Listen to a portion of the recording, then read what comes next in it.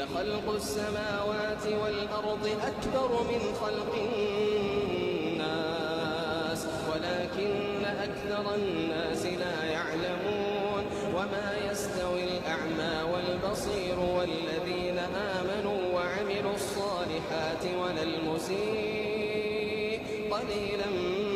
ما تتذكرون إن الساعة لآتية لا ريب فيها ولكن أكثر الناس لا يؤمنون